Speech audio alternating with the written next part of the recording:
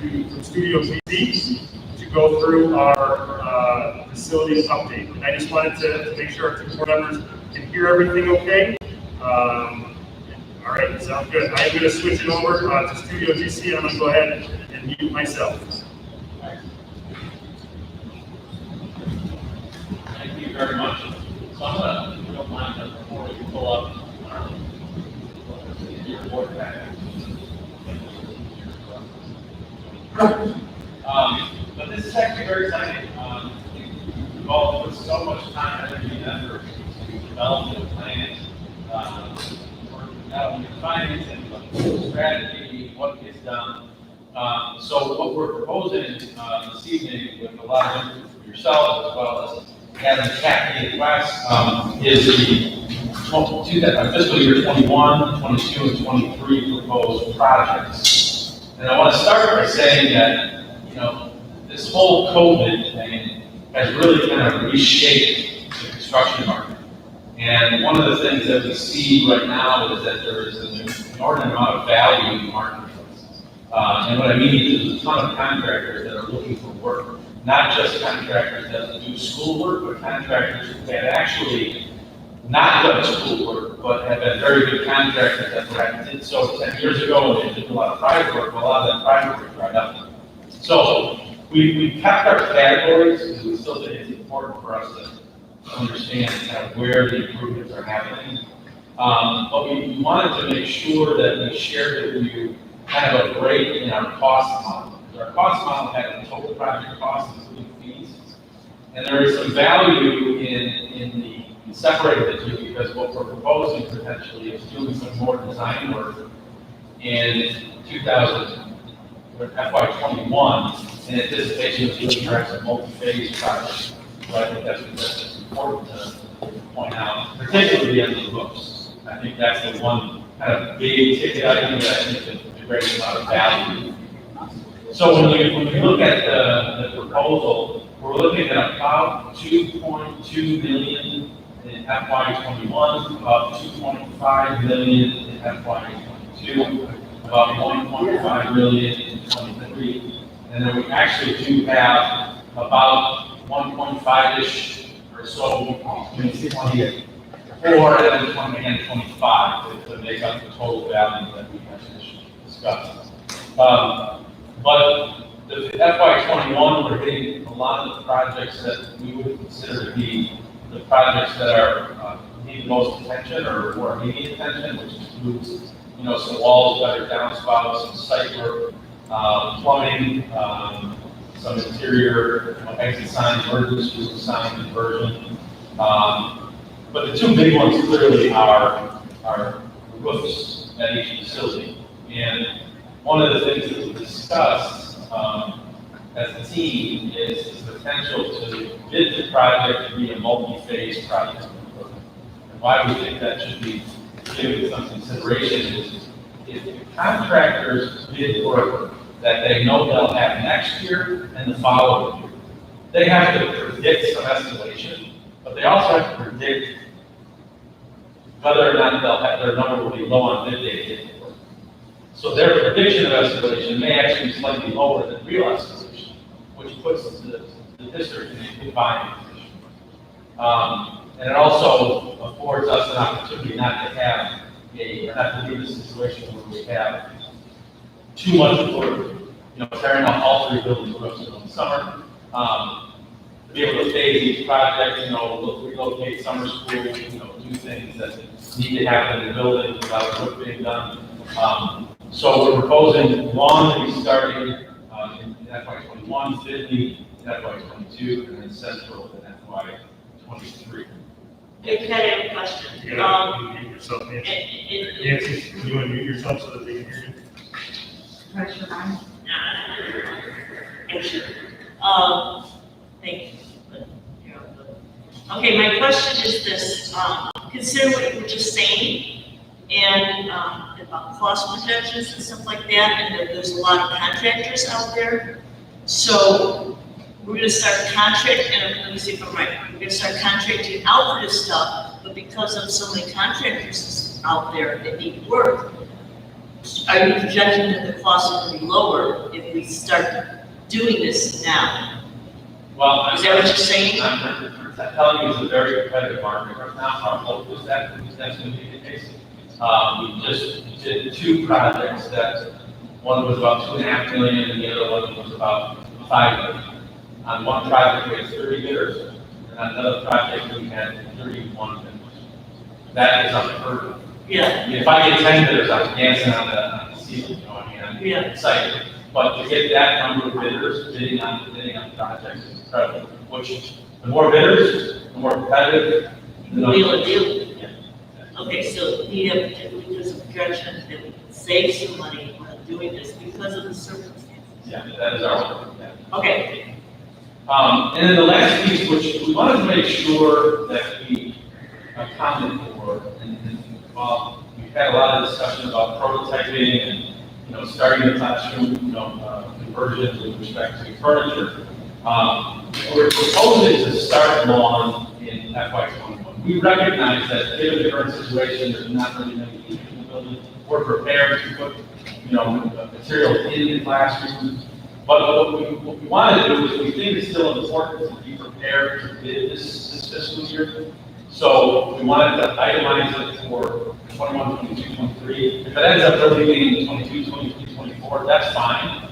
But I think we should be prepared for something in the streets once we get the teacher feedback. So we're not proposing to do this tomorrow without the teacher feedback. We're just suggesting that we consider it because we are prepared to put, based on the committee's hard work, and it was a lot of fun, and they did a great job, especially through these circumstances.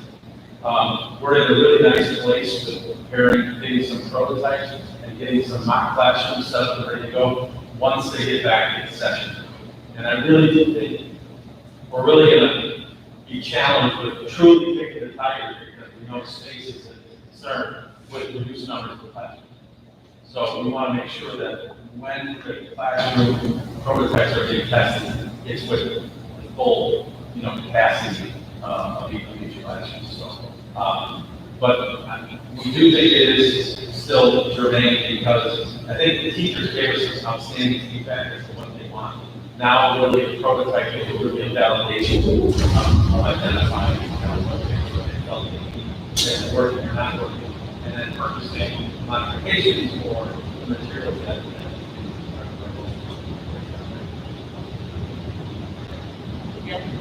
Yes. how many project tests?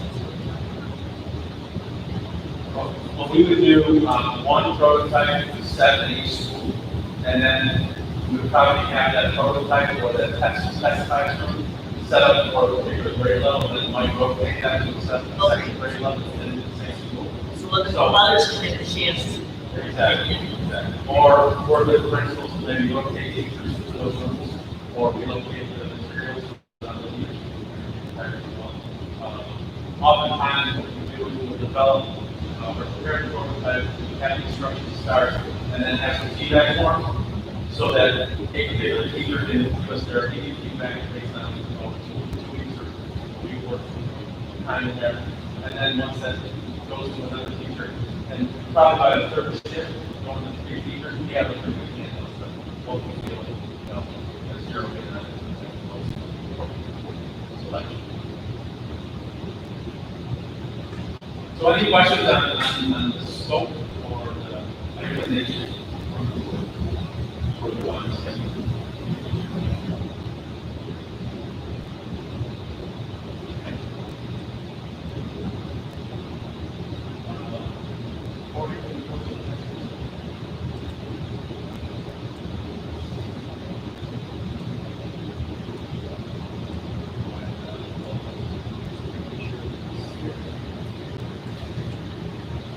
I can minimize this for now, but we're gonna just need to make sure I know what again these people are asking questions. So we prepared a capital projects kind of schedule, which indicates kind of when we're targeting board action for this case design approval, when we'd like to release the packages. So basically, it's October for board approval to proceed. With the release to be effectively in November, advertisements bid period of about a little over 2 weeks. So we would be receiving bids in early December, and then before we would be acting on those bids in it's like early December or some cases. Yeah, early December. Yeah, in most cases, early December, and the last one, which, judging on actual scope, at the very least would be the first meeting in November, and sorry, February, but that could likely be January action as well for awards.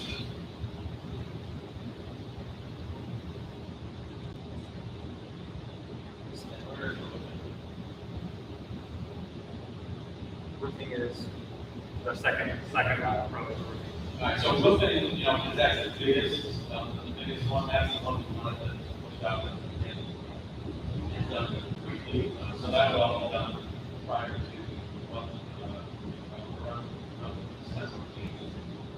And we were targeting a start date of June to get the contractors started, and then completion time right essentially of August. And hopefully full-time regular service. That should be plenty of time to get a single roof done for summer. And based on some of these others, we're targeting spring break for others, and normal June start usually for some of these smaller projects. But we think that getting some of these smaller projects done in a shorter time frame actually improves your ability to get the contractors to be done competitive, but also to get them kind of in-house, and that's exactly what they want. John said, to get done on the next one, especially in the summertime, because ordinarily you're tied up for 3 months in the summer doing school work, and I think we can deal with the break or spring break, get things done in anticipation of some of the larger jobs we're going after, gives you a better bond. Hey, can I just ask, with the timeline, we did talk about furniture, and just our ability to kind of stick to this timeline if we haven't had teachers and try things out. Can you speak to that a little bit? Sure. So, our proposal for furniture would be that we would begin to develop the baseline specs based on what we know right now, based on our paperwork. But we wouldn't necessarily release it. This would be under the optional condition. So we just wanted to be able to get some of the advanced work done. There's busy work, but there's some work that we do in advance of actual selection. The selection is due in the classroom without the schedule. We itemize exactly how many classrooms, we itemize how many chairs, tables, etc. So that would be the one line item that I would say is a float schedule, because it gives us the ability to be flexible based on really what happens. What is happening first in the year look like? How long will the test be in each school? How long will it be? So we're not pushing to do that. We're just saying that we still think it can be done in anticipation for next school year, but we need to see what let's say the spring is going. And if the spring looks good, and get everybody back in the building, we have a vaccine, and more normal than that. I think that's plenty of time to do a test in that half a year to be able to put something on the street. So we need the furniture. We can leave your existing furniture in place.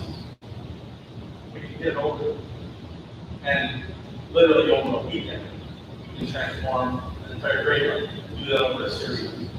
So even if it ends up that we get furniture the following school year, we just don't want to delay basically a year and a half. Because we really we're very excited about it. I'm afraid we're going to lose a little bit. Getting with that, but it's just, okay, that's just me talking. We certainly have to do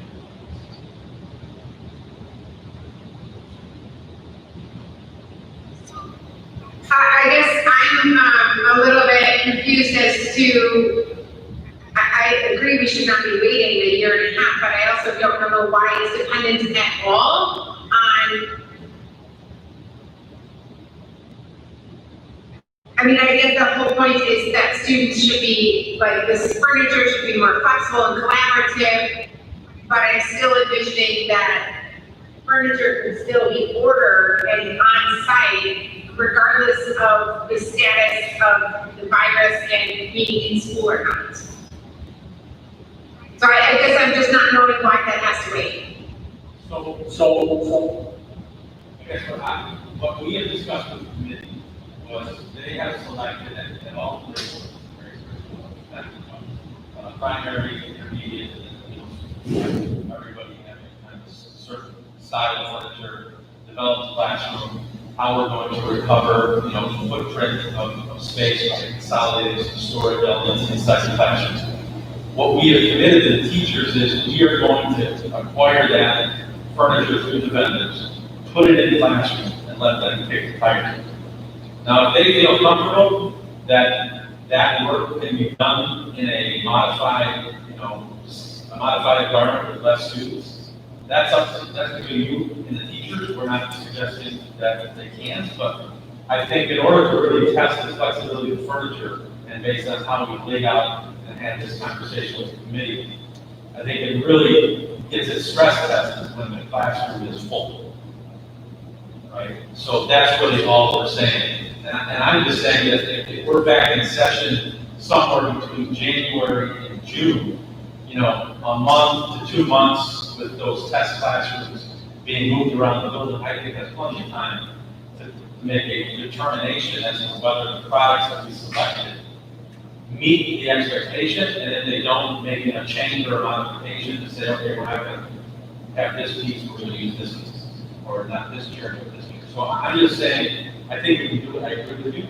But the other piece of all this is how quickly can the market recover for ordering materials. So what we found is there are some industries, the furniture industry is one of them, where a lot of their raw materials comes from overseas. So being able to order 100 chairs or 100 desks, those kind of things, that begins to put some stress on us because we're not quite sure if we can achieve that before the start of school. So and that's part of the reason why we want to get ready for this, because second we have some determination and everybody agrees we'd like to get it out of the streets and get it ready for ordering. It's been taking, and it could take up to 24 weeks for this furniture. Does that make sense to you?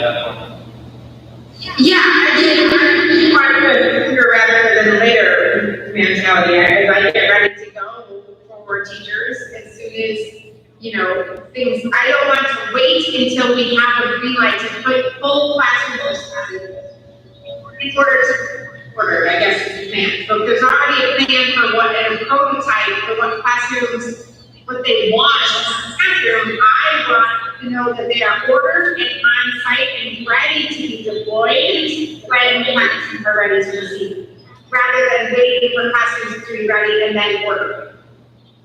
I think there's going to be a huge shift in classrooms all over in terms of more collaboration and having kids working together as soon as they are able to do so, because they're missing out on that so much right now.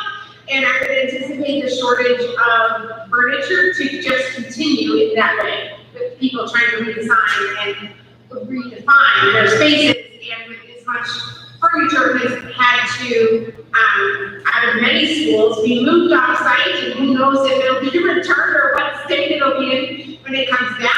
So I just think having it ready to go, because that's what's already been decided, would be better than waiting, is my point. Yeah, I think we're on, as of right now, we can have the prototypes and the test bits in the classrooms within 2 weeks. We have a commitment from the vendors to do so. So as soon as the teachers are ready, we're ready to go, and you're the guidance session, we can begin that processing process. You already put feelers out for all these items. Is that what you're saying? Well, and this was a collective, Right. We've selected chairs and tables and support units and soft seating and a variety of other pieces. And so we've already spoken with the vendors about getting the prototypes and some of the test kits ready to go. When the schools are ready to receive them, within 2 weeks, we can have them in the classroom. So we cannot order the whole shebang until we do the testing. Right, but that's, that's 4 weeks, but I guess to Tiffany's point, I think we want to Yeah, have, no, if at all possible, we want that to happen during the school year, so Right. we can get it ordered, so we can have it ready. Sure, totally get that. I just wanted to make sure. Unless I'm misrepresenting Tiffany, No, I just wanted to. I agree, and I think if there were to be furniture deliveries for, whoever agreed to pilot this, and they're like, man, this is fantastic with half of the class, then they could also probably make some modifications for when there is a full class, rather than waiting entirely. Sure. That's it.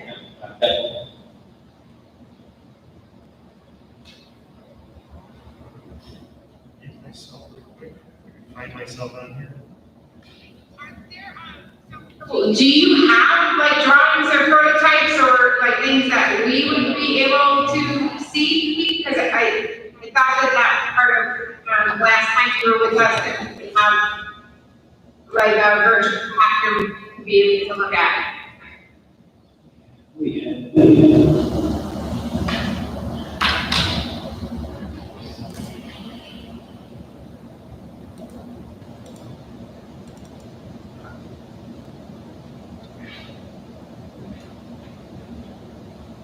Somebody talking?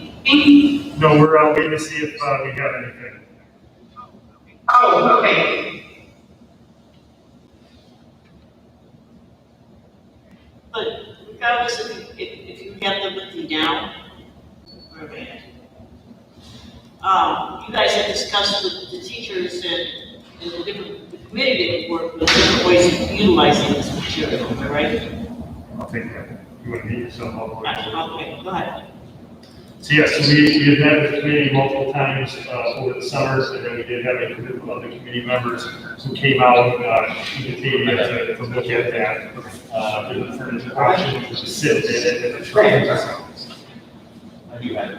Okay, it sounds like Pat's going to share with us. But I sent it for you.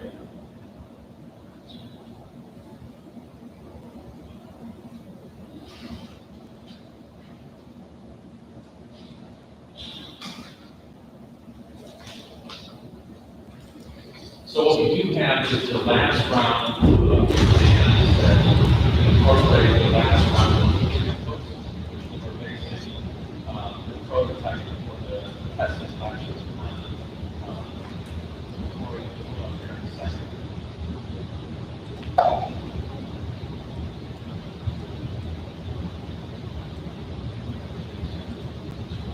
I got it.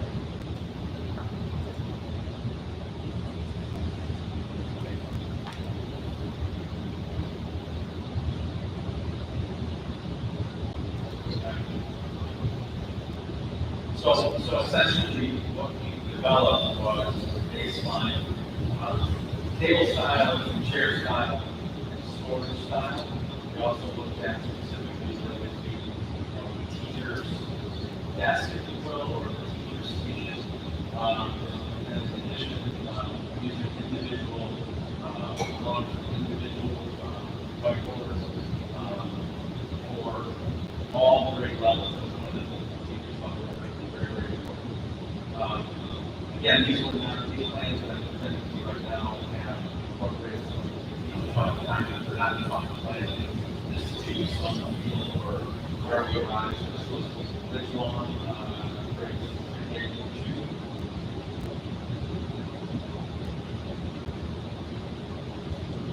and then grades 65 on the these tables that are that's not a table of four, that's a table of two. And the tables themselves actually flip top and nest. So that means that we can actually take the table and move it to one side of the room. We want to have a large group activity in the classroom. And then in addition, we do have some areas of soft seating for individual work or teachers work or groups, or individual work or group work for students. That people get together and do more collaboration. But the second piece that I want to draw your attention to is we did try to create a different level of seating within the classroom. Give students choice. and make it easier for them to kind of work collaboratively without dragging their chair.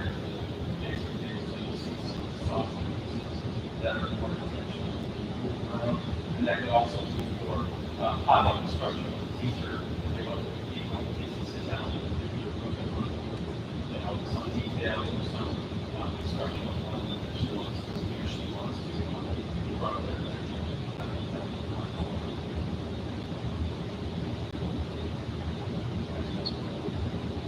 Really quick, you said that they moved those to the edges and parts of the tables dropped down, so am I right to move to the edges? They stack? No, they match side. Okay, so They're all on wheels, so everything's on wheels. they just go in, push them out, you got the whole room. Right. So if you know, a larger group activity or more aesthetic activity, you can take, 4 tables and break them down and nest them in the corner, kind of over in the classroom, so you can kind of create, stations or workstations. It's pretty simple, where you do 1, 2, 3, Also, it's a little fun. go along.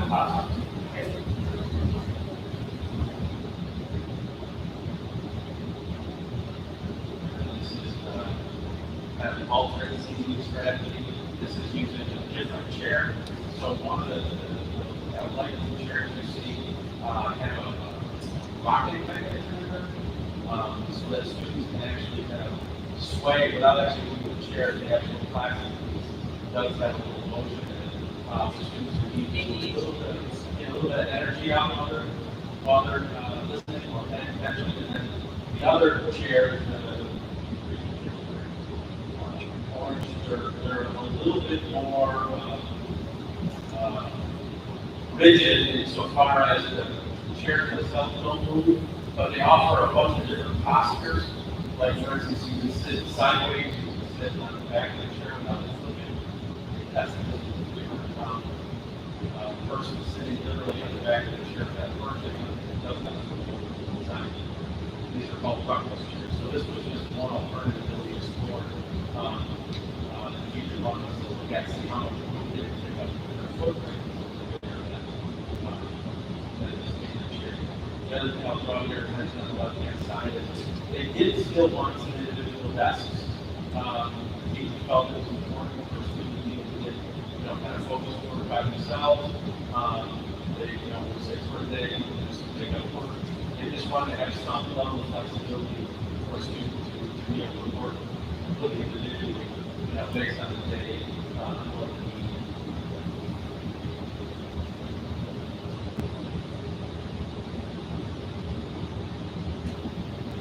And then Finley has a little bit different style. The tables are a little bit bigger, but they also do have, but they also come with essentially whiteboards that hang off the edge of the table, and those actually have slots in them on the top of the table, so that a single table can break into 2, I'll call them study barrel-like areas, so that there's testing happening. Some need to be able to separate students that can do that. The other benefit is it can also serve as a presentation mechanism. So it's whiteboard that actually go on the table. That's their kind of table. They were a little more in line with backpacks, dealing with backpacks in the classroom. And so this particular chair is called the Node, and it has a dish on the bottom. The dish on the bottom is for student backpacks. So we don't have to have, backpacks in the lockers or on the floor, taking up space. They actually have the chair, the chairs are on wheels. And you'll notice that it looks like the arms are much shorter, and that's really to make sure that the chairs can get close enough to the table like a traditional chair, but there still is sufficient elbow room for them to rest on the chair comfortably while they're doing their work.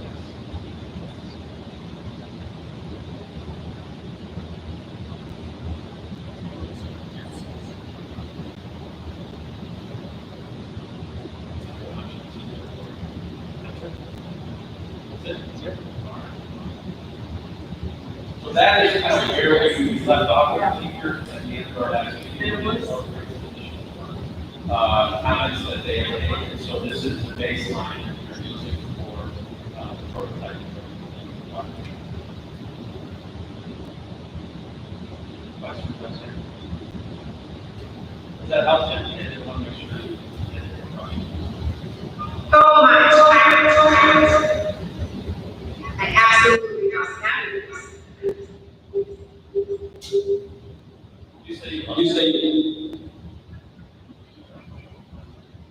I know they're having time.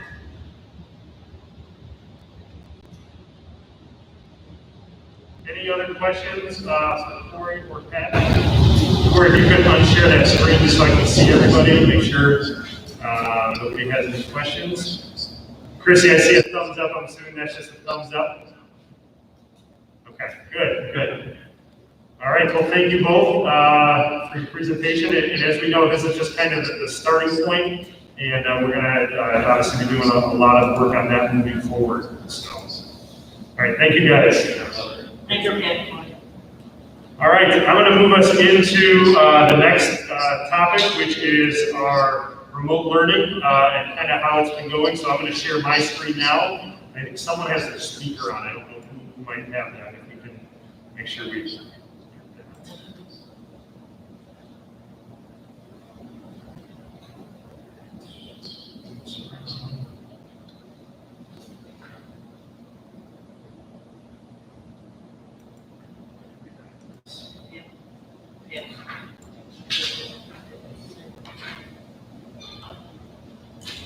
Nice job. Thank you guys. Have a good evening. Nice job. All right, so I really wanted to give the board and anyone who is listening via the live stream tonight kind of an update on where we've been so far. And I wanted to start off by really showing a timeline at this point. Back in June, we sent out our first survey to parents to get a feel of who was really comfortable coming back into school and who wanted to stay at home and felt that it wasn't safe. On July 14th, if you remember, we introduced the hybrid schedule to the board on that meeting in July, which seems like a really long time ago. And then on August 17th, as we had prepared completely to come back into that hybrid model, we had to have another meeting where we switched to full remote. And if you remember, that switch was driven by the IDPH guidance on exclusions due to illness. It made it extremely difficult for us to see a way to stay open along with the vast majority of districts in the state. I know in our South Cook region, our ISC4 region, I believe 59 out of the 66 districts went immediately all remote, as well as some other surrounding areas. On August 31st, that was our first day of remote learning, after we had kind of pushed the calendar back a little bit to give our teachers a chance to really get some professional development in to prepare for remote learning.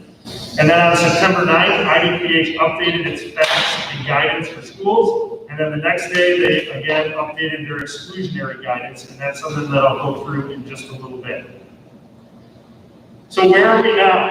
Today is already day 26 since the faculty started. We had a lot of professional development time. And then we just finished today, day 16 of remote learning. And I wanted to show an example.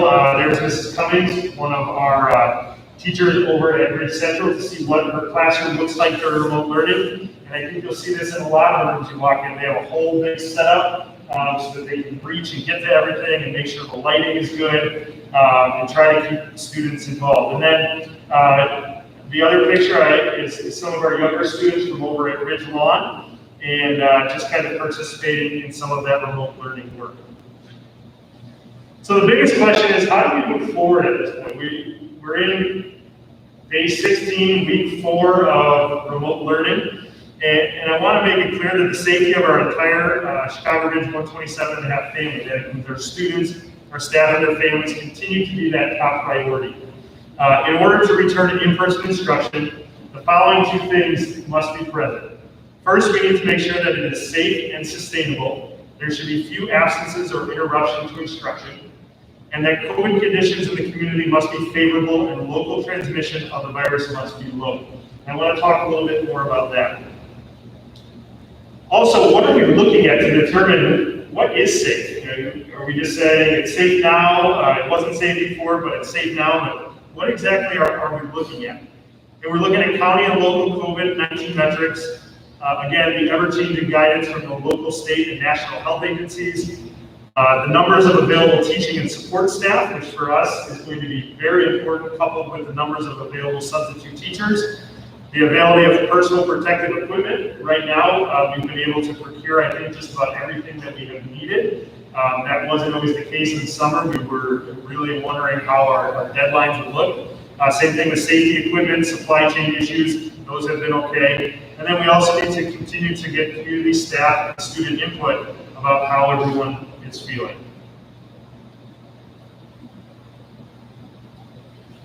So is in-person instruction sustainable?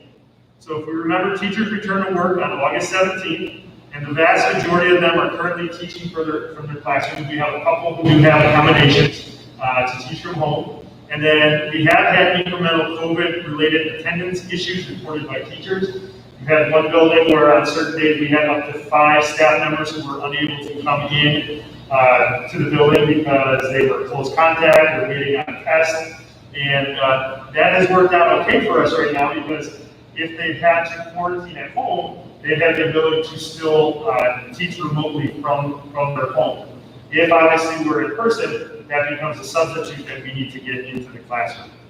And I think one of the biggest things is the IDPH guidelines have changed favorably for schools to open as of September 9th. And I think that's one of the biggest reasons that you're starting to see districts talk about reopening, because those guidelines have adjusted, whereas before they were so stringent, districts knew that staying open was going to be very, very difficult.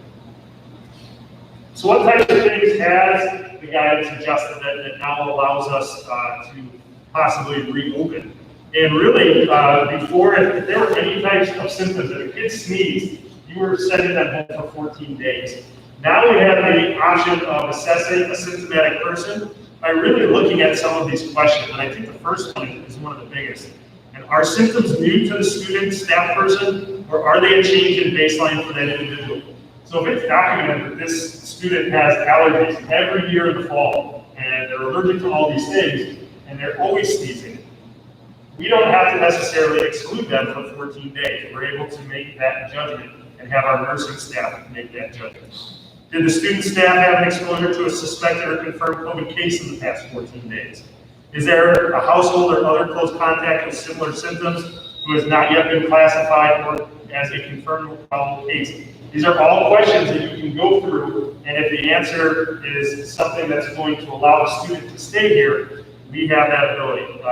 Do they have a history of travel to the area of high transmission? Or is there an outbreak in the school? Or has there been another known case in the school? So we know that 3rd grade, we have a couple students who have it, and in another classroom, a couple kids are starting to show symptoms.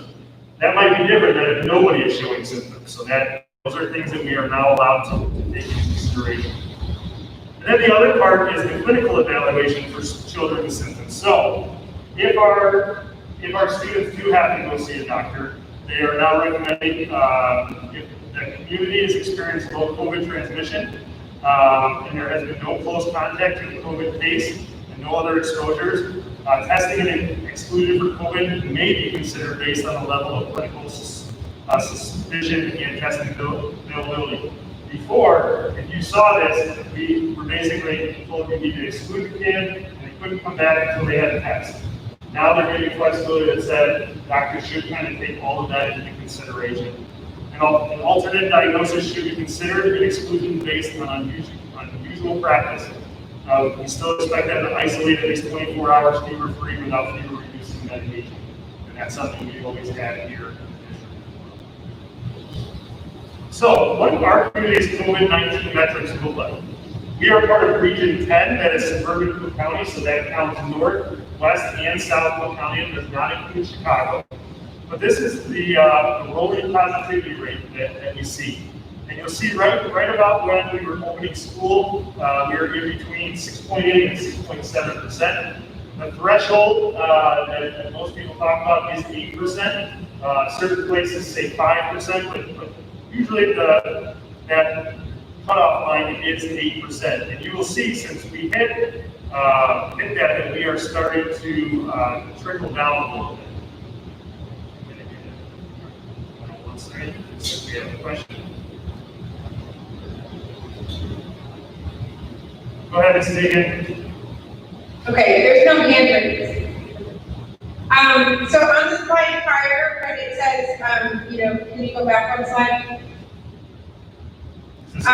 Who is determining if there would be a need to test and get an alternate diagnosis, or if somebody can just come back? Yeah, so that's a clinical evaluation, so that would be coming from the doctor. But before they were pretty much saying like they have to give them a test. It was very narrow and they didn't have to do that. Now they're offering some more leeway in that.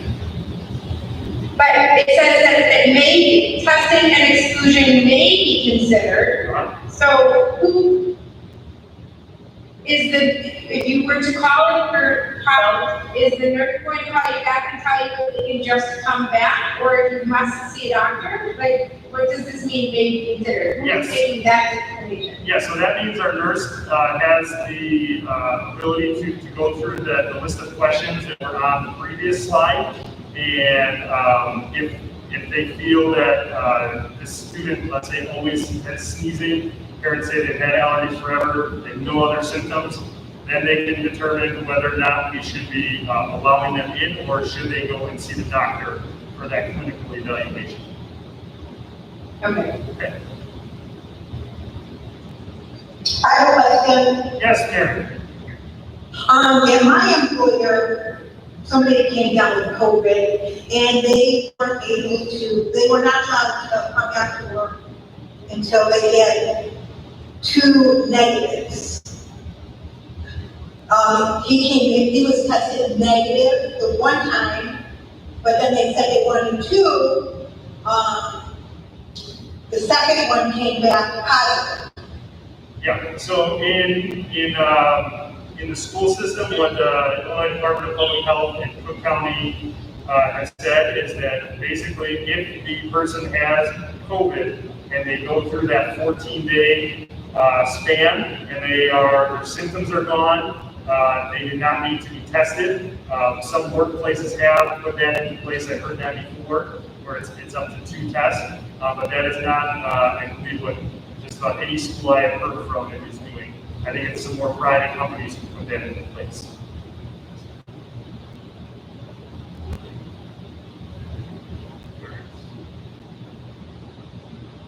So if we look specifically at Chicago Ridge, back on August 14th, right around the time that we were required to close down because of the new guidelines, we were sitting at a very low 1.95%. And I think an important thing to remember in this is because you're talking a smaller town, we're not talking all of Cook County, these numbers can fluctuate very quickly. You see that we jumped from basically 2% almost up to 17% within a week.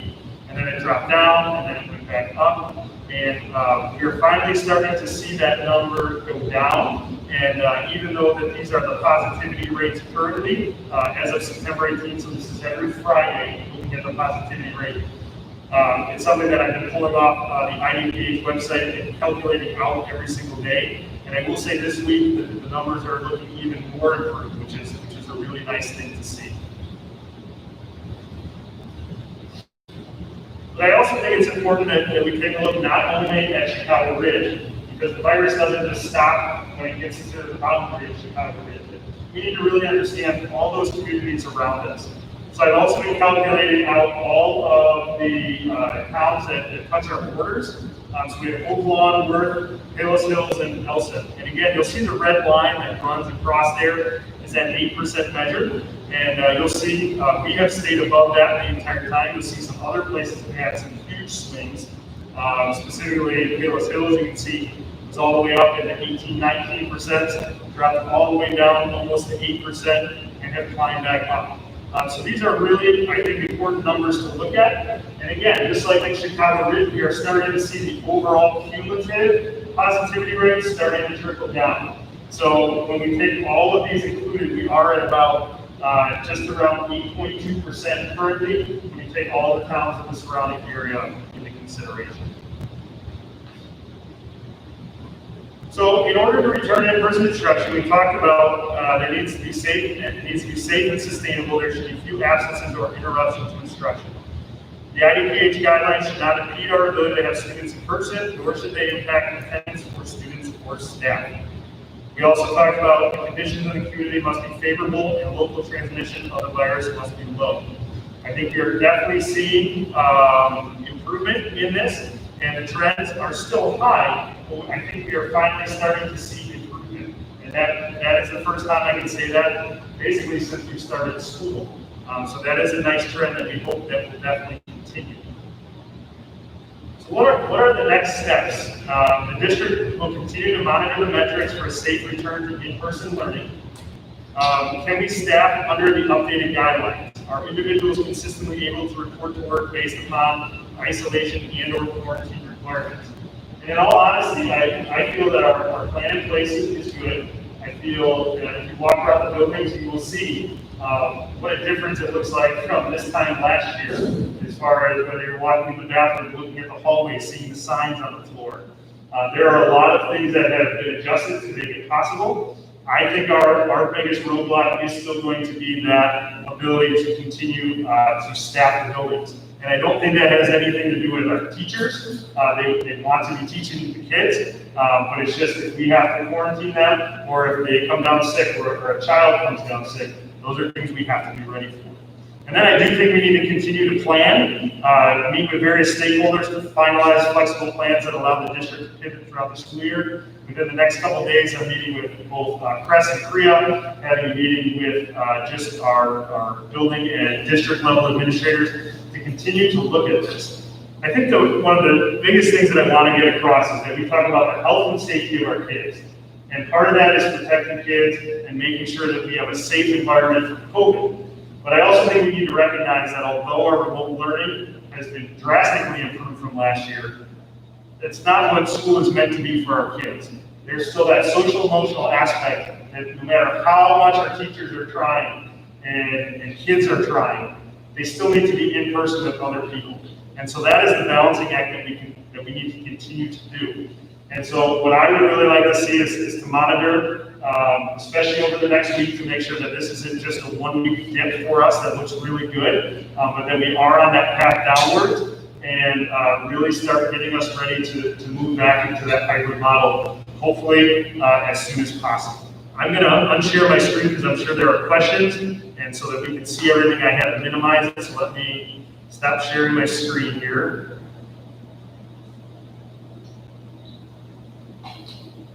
And then I'd like to open it up to any questions that anyone has. Ms. Davenport? I do have a question about moving forward. I do share your sentiment that I think kids need to get back into the classrooms as soon as possible. I will not speak for you or add any additional words to what you said, but I will speak for myself and at least some people, I'm confident it is not just myself who believe that the education that the students are getting, not only objective education academically, but also, as you mentioned, socially, mentally, emotionally, is definitely lacking with students being at home. It is, I don't want to say it's a disservice, because it's not as if it's something that we are intentionally doing.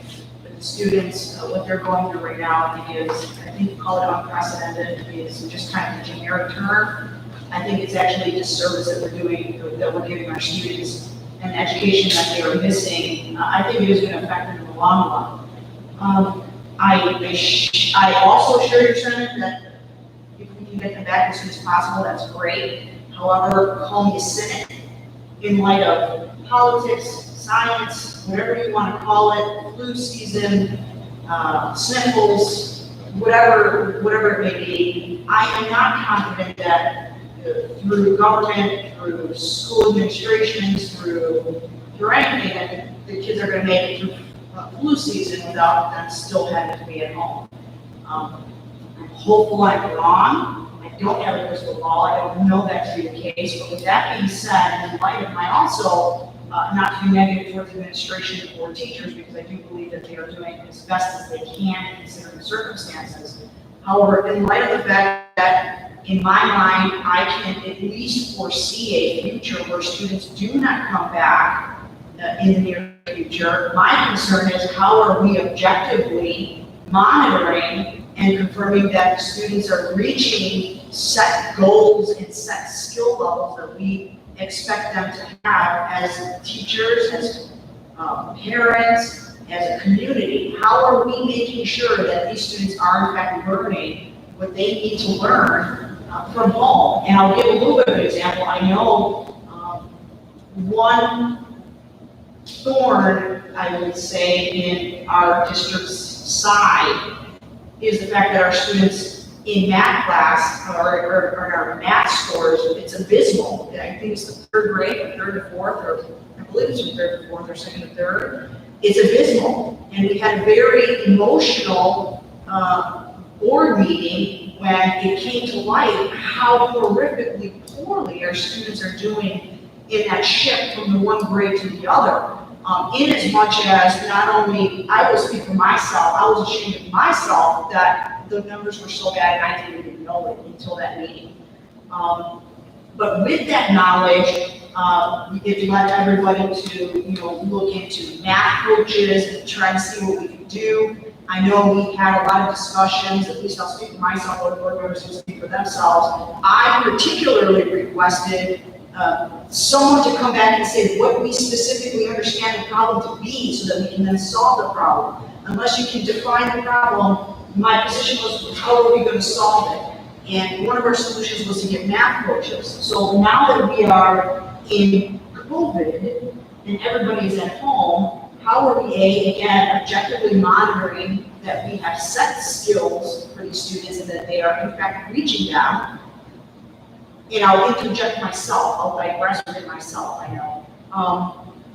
My one question, my one fear is I don't think it will be acceptable, not that anyone has suggested it, I don't think it would be acceptable to say, well, once the kids come back, we will then test them, we will then do this, because I don't see, with everything being what it is, with flu season starting, and politics, and this and that, and everything under the sun, I don't know how feasible it is, and I am very strong, I think the kids should do it right now. So, with that being said, I don't think it would be fair to say, well, once they come back, we will do X, Y, or Z.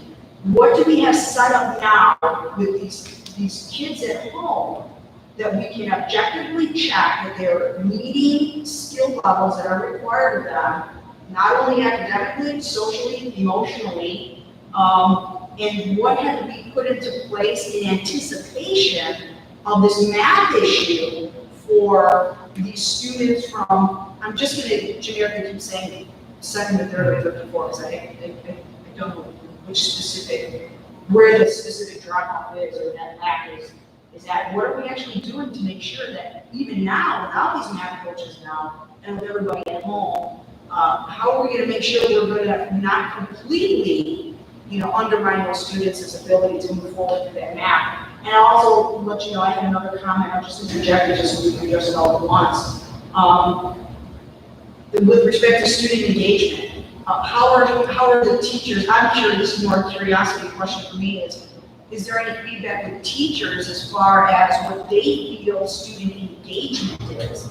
I can tell you with I got, 2 kids doing it. One, I've always been told kids are like, your fingers on your hand, every single one of your kids can be completely different, they're all your kids. I've got one child who's fantastically engaged and no issues, another kid who's still doing great, but he's absolutely not engaged in any way, shape, or form. So what are teachers doing to ensure that the students are engaged? Do they have any feedback, at least for us right now, as to say, hey, so far it looks good from their perspective that the students are staying engaged, or do they feel that they're not? So that's more just a general rush that we kind of do. And I know that was long-winded, but. Yeah, I'll do the best I can to answer as many of those, but if I just say, please let me know. I think one of the biggest questions they ask us down is how are we able to judge how remote learning is going? And I think we hit a couple of them on there. I think attendance is a big thing. That is a very baseline, making sure that we're not losing kids. And then the other part is the engagement. And engagement in the first 8 to 10 days, the teacher said, kids are on there, they're rocking it. But as the newness wears off, I think we all know that engagement starts to win. And I think teachers have realized the importance of reaching out to those kids and to meet with them. We set up time at the end of the day for quote-unquote office hours for students and parents, and I know a lot of our teachers have called those parents and students and said, can I just meet you and your kid one-on-one? One of the things that I saw today, and it seems small and it seems like it shouldn't have a lot to do with academics, but we know it does correlate. We have one teacher who has been sending birthday cards and little bags for their third graders, just so that they know that it's not just someone on the screen at that time.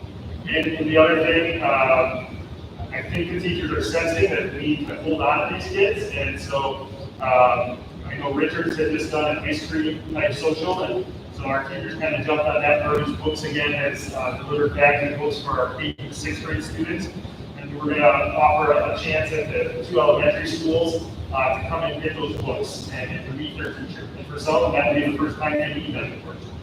And then I know at Finley, we're going to do like popsicles, and just time for them to gather and to see them. But I do think the longer this goes on, the harder it is to keep people engaged.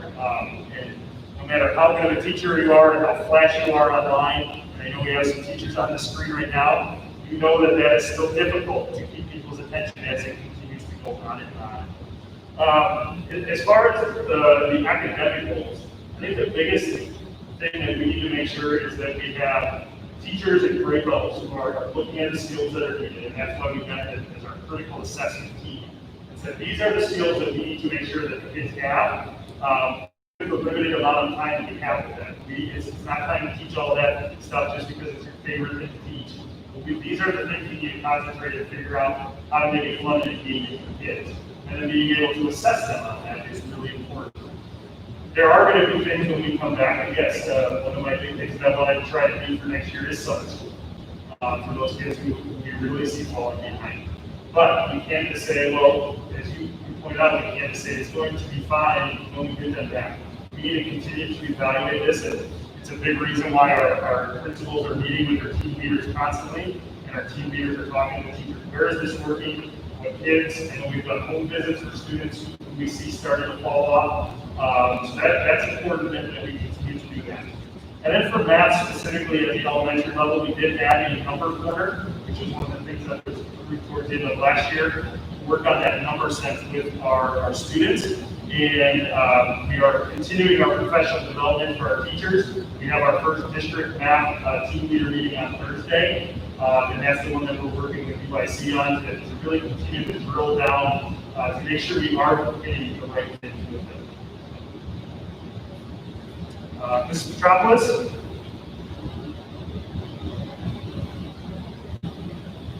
Sorry, I had to figure out how to make myself. I could not agree more with what Elaine said about coming back to school in the midst of school season. My biggest concern with schools going back is obviously the lack of staffing, and just from talking to some people, having 5 teachers out, that kind of really puts a damper on construction for everyone. I wonder about when we do move the hybrid model. I feel like right now I give a lot of kudos to teachers. I have 3 students in the district, 2 at the grammar school, 1 at the junior high, and I know that I see all the teachers working really, really hard to support them, and I know it's not easy. I hope that we continue to offer tech training and support for the teachers. My one question again is because I'm sure there's people out there who want to push the kids back in the building. But when kids are back in the building for 2 days a week, then it's that 2 days a week that they're not getting direct instruction from the teacher. So right now, they're with the teacher every day. So I don't know what's the payoff. I get the social and emotional aspect of being physically in person, but then I think kids are going to be more on their own in online learning when they're back in the building. So I don't think it should be rushed for that reason, but also more so for the lack of staffing that could happen based on people getting illnesses. I heard a couple of things in your presentation, and actually Elaine talked about, the risk of math and also the risk of students being behind. The only hope that I have is that everyone's in the same boat and everyone is going to have to be revisiting the skills. I do wonder what that business services we could offer to students who are struggling. the most. Some of those poor students, some of those students who might be struggling the most, even in this remote setting, is there availability? I did love what you said, that there was teachers doing one-on-one. I really hope that there's more of that going on, and that teachers are reaching out if a child is struggling in class. I've seen nothing but good things, but even still, like Elaine said, I have one who's doing a great job. I have one who I found laying on the floor, and I have one who I'm not really sure, but I think they're all getting it in some way. So I give kudos to all the teachers for trying and doing the best that they can. And like, I hope that, we're offering some services for those most at-risk students, one-on-one or in person. I know that some schools are bringing in at-risk students, just at-risk groups. And I don't know what level we're doing with that. I know that maybe some speech services, but I'm not positive. So I was curious if you could talk about that. Yeah, so two things. Currently, we are offering speech services. If it is something that we're going to have to continue in for a while with remote learning, definitely want to start bringing back at least, I talked to Mr. Hilligans, as many students as the parents would like to come in and to really work at school with them. And then the other part about working kind of one-on-one and after-school type things, I know we have many teachers who are willing to do that. And it is also balancing out for a student who's been on a computer then from 8:55 till 2:35, and they're already possibly not enjoying it. It's always that balance of making sure you're working with them and not overloading them where they need it even that much more. So we definitely do offer that, but I know for some students, it's just like it is sometimes in school. If they've been here all day, keeping them longer to work doesn't always pay off. But I definitely want to keep offering services for students as much as possible.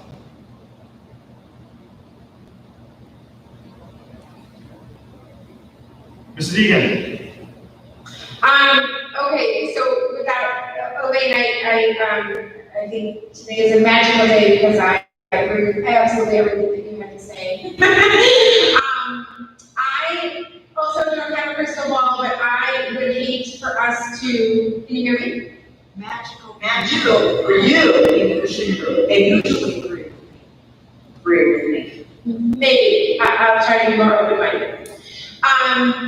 So I would hate for us not to be able to move forward without a guarantee that there would not be a break of instruction. I think that is going to be a risk that is taken, and there's no way at this point to completely wait for that risk not to be there to get these kids into school, even if it's temporary. I think that we really need to think about their mental health as much as anything right now. And I would hate to think we're going to hurry them into school and then start testing to see what they actually know. I would like them to be in school just to be in school. I think Chrissy brought up an excellent point though about them having 2 or 3 days of complete independence and not having any instruction. So though I know the idea of a half day kind of died off a long time ago, I would like to know if that could be thought of again. We do have a full custodial staff. If that is something that could be re-looked at so that they did have contact time on a daily basis, or a 4-day week, like Richard's plan was, 1 day at the remote and 4 days in, but shortened days.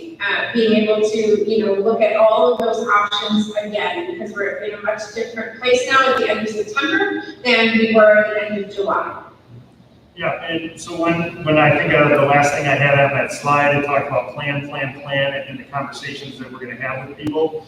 I think everything we need to look at, we've been in now for just starting our 4th week, and so we know some things that have worked really well for us, and some things that we would probably adjust if we could do it again. So those are all things that we want to take a look at over the next week or so. Any other questions?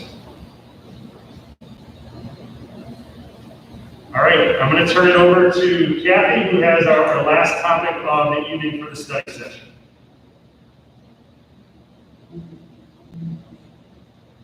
Okay, hello everyone. The only thing I really wanted to talk about, this evening is moving forward possibly with, additional playground at Ridge Lawn for the pre-K students.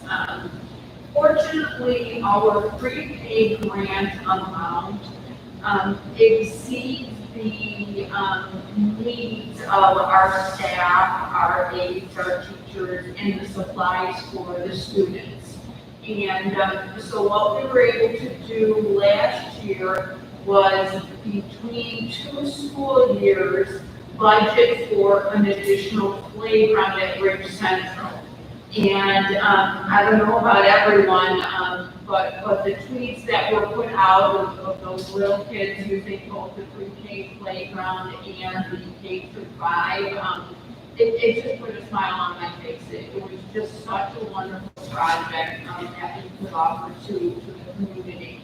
And so I really just wanted to start a conversation with the board. Obviously, we always have to write the grant prior. So the grant did get approved, and there's roughly $50-some thousand in there for this year. And obviously, the cost of the pre-K playground is probably in the vicinity of, 120 to 150,000, and that's just a real rough estimate. We certainly at this point haven't reached out to an architect to help us with any plans, but I just really wanted to get the board's, thought process. One, is this something we want to pursue? 2, where would we put it? Talk about, did the process work well for Ridge Central? I believe it was a board member that, said, let the kids decide. And there you go, I'm thinking it's a lane. And I think that was just wonderful to get those kids involved. And just to talk a little bit about the playground now. The playground, and I'm calling it a playground, the play area for the pre-K students is in the corner. And right now, it really only consists of some plastic play equipment that's climbable. The little houses you see, outside it, you can buy for $200 at Home Depot. So it's a great space because it gets our kids out there, it gets them moving, it gets them playing. It's really not age appropriate. It's actually for even younger kids than pre-K. So the goal would be to engage, with the help of an architect, to lay out the space, to have the adequate fall room. Each apparatus, we've learned requires so many feet of fall space, things like that. And pre-K equipment is very specific in what type of age group and what size the equipment should be.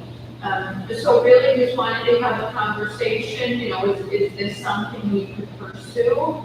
Now, keep in mind that when we are given a grant, if we don't spend the money, it really goes back to the state. We're really kind of exhausted the grant in terms of what other things we could spend the money on. So, okay, so I heard some hands up there, so Tiffany.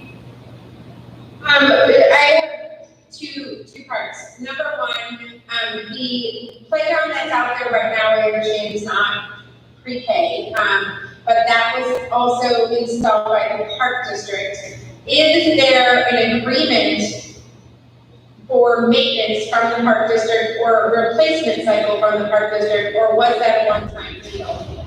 And then my follow-up to that is this something that we could also go to the Park District for and show them, tell them that we want the grant for this amount of money, and at least have them either complete the project or match the project?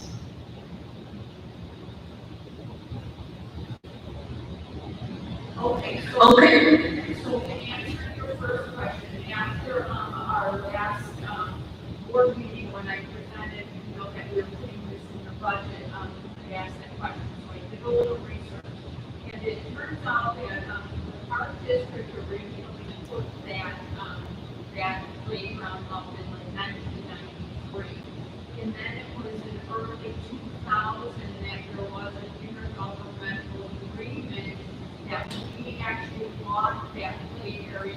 down. So we do own the area, and with that, the park district was released of all liability, all ownership rights. So we do own land, that is ours. And obviously, you're right, it's not there for prepay. And then, I love your suggestion on reaching out to the park district, because I don't know if they would consider doing a matching grant, to contribute to that.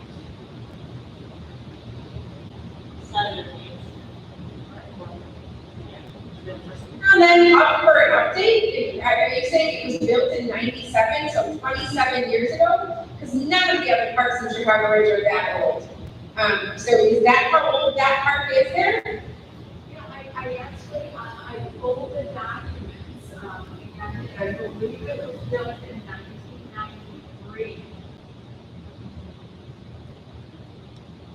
Okay, so it would seem to me that we should be looking at more than a pre-K playground, that we should be looking at both playgrounds. Probably a very good point. So, based off of what Tiffany had said in the last meeting, we talked on this one, the pre-K playground at Fair Central is not open to the public, correct? Okay, so then are we talking about having something that is open to the public, or is this just something that is for the students? Because I feel like the other one is open and then anyone can access it. And if that's what we're going to do, and it's going to be accessible to that area, then that's fine. But I worry about maintenance and other things like that if it is something that's open and accessible. I know that there's other things that are used, like basketball nets and things over there. So I'm just curious if we're talking about putting in a pre-K playground that is closed off, just like one at Central, or if we're talking about doing something that's open. I reached out to Disney, who's monitors the grant, because that was a concern. Is it going to be just for pre-K, and are we required to put a fence around it if it's only for a pre-K audience? Now, the only guidance they said is if it is built to, let's say, service pre-K and kindergarten, then we would have to share the cost. But if it's strictly during the day for our pre-K audience, it would be within the grant. So the question and conversation for the board is, do we want to put a fence in it around it, which would theoretically probably increase the longevity of it, because it would only be during our school year, our school day rather, or do we want to leave it open where the communities can utilize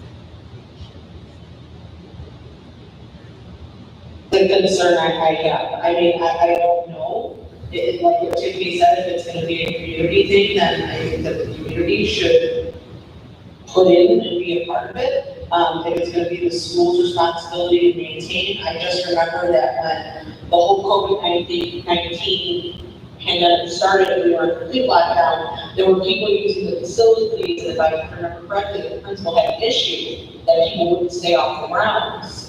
Even with requests, I think they have taken that down, call the police, so I'm just wondering, anything for children plan is always good. If they have something fun to do and something good to do, then they're not gonna do something bad.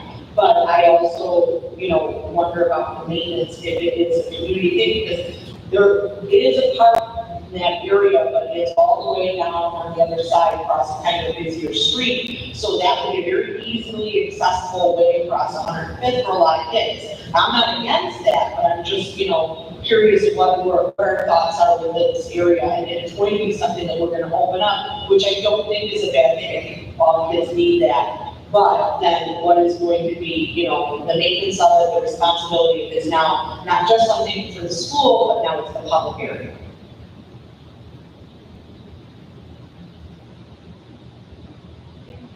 What we could do now is we could always explore local options. We can, have the architect design a play area with the intent of we're using it only And then another option where we open it up and there are no fences, to do the community. And yet this is with the preliminary conversation, one that makes sure we want to pursue it. This is something you want to move forward with and to get all of these options out.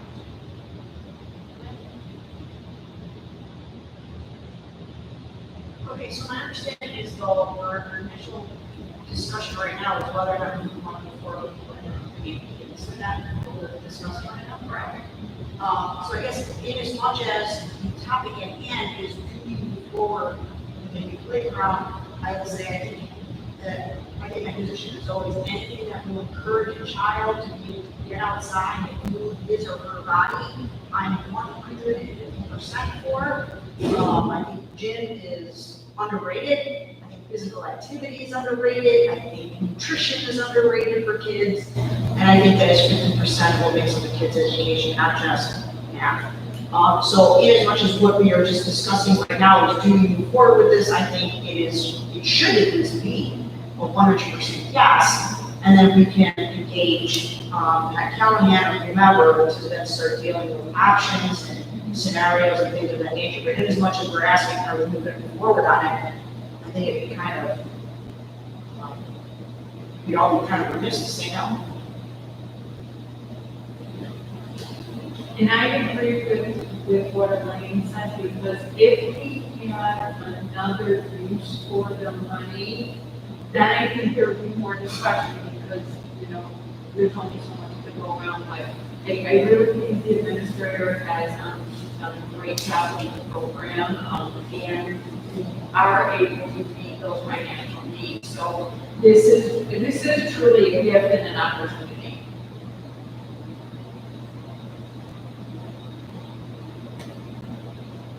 Are there any other questions? All right, that was the last item on our study session. And just because we're in the pandemic, I'm going to go ahead and take a roll call to adjourn. Mrs. Petropoulos? Aye. Mrs. Egan? Aye. Ms. Davenport? Aye. Mrs. Callen? Aye. And Mrs. Salter? Aye. All right. Thank you, everyone who's at home and came in person. Have a great evening. Thank you. Gino, thank you as always. Thank you for taking that point.